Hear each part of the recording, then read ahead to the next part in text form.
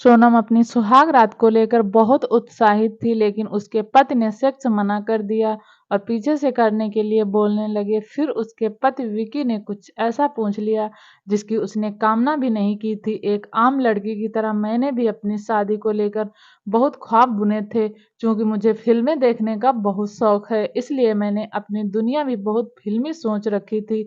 जैसे शादी के बाद मेरी और मेरे पति की पहली रात यानी सुहाग रात होने पर वह मेरे घूंघट उठाएगा और मैं उसे देखकर मुस्कुराऊंगी और फिर कमरे में अंधेरा हो जाएगा। कुछ ऐसे ही ख्याल और सपने मैंने अपनी शादी और सुहाग रात को लेकर संजोए थे, लेकिन मेरे ख्वाबों के पुल उसी समय टूट गए जब उसने मेरी योनि में प्रवेश किया। हालांकि यह सारी चीजें यूं अचानक नहीं हो गई।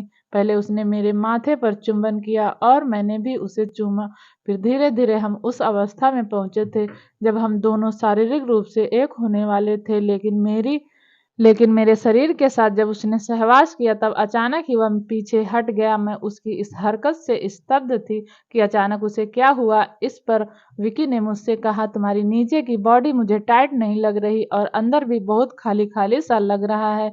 मुझे अपने उसमें दबाव नहीं महसूस हो रहा है। उस एक पल को तो मुझे समझ ही नहीं आया कि मैं कैसे रिएक्ट करूं। और एक ओर मेरे ख्वाब चकनाचूर हो रहे थे और दूसरी ओर मेरा खुद का पति मुझे सवालिया निगाहों से देख रहा था, मानो मैंने उससे अपनी सेक्स लाइफ के बारे में खुद कुछ छुपाया हो। उस रात के बाद जब भी हम सहवास करने की कोशिश करते तब हर बार उसका एक ही जवाब होता, तुम्हारा शरीर मुझे टाइट नहीं लगता और मुझे सहवास करने में मजा भी नहीं आता।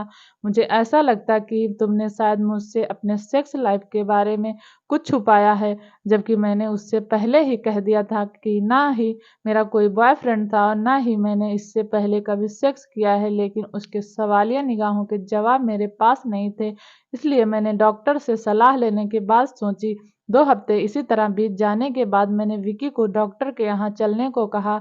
हालांकि पहली बार मैं तो उसने मना ही कर दिया, लेकिन मेरे मनाने के बाद वह तैयार हो गया और अगले ही दिन सुबह ही हम डॉक्टर के यहाँ पहुँच गए।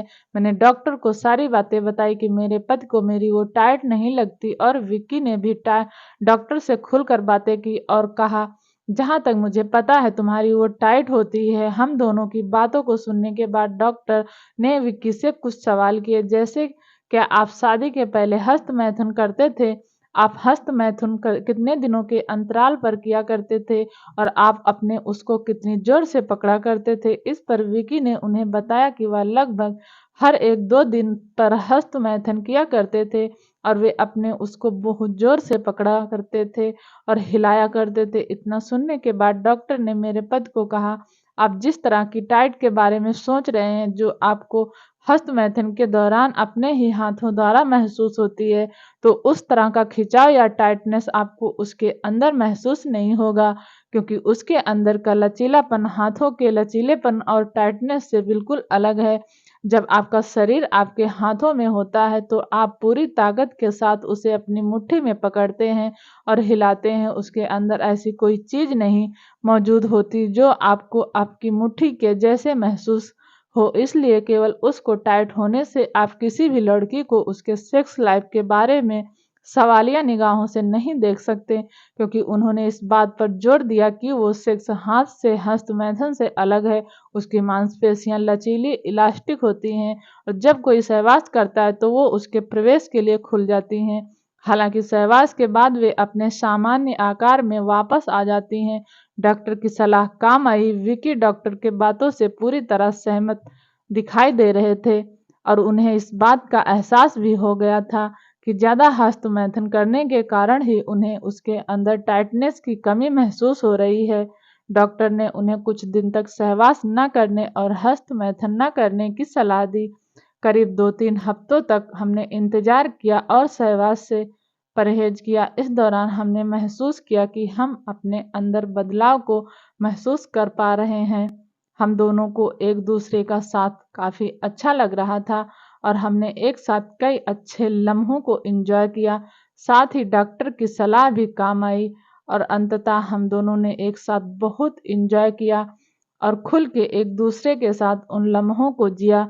सही समय पर ली गई डॉक्टर की सलाह ने हमारे रिश्ते को बचा लिया। अगर कहानी अच्छी लगी तो प्लीज़ चैनल को लाइक और सब्सक्राइब करें। वीडियो देखने के लिए आपका बहुत बहुत धन्यवाद।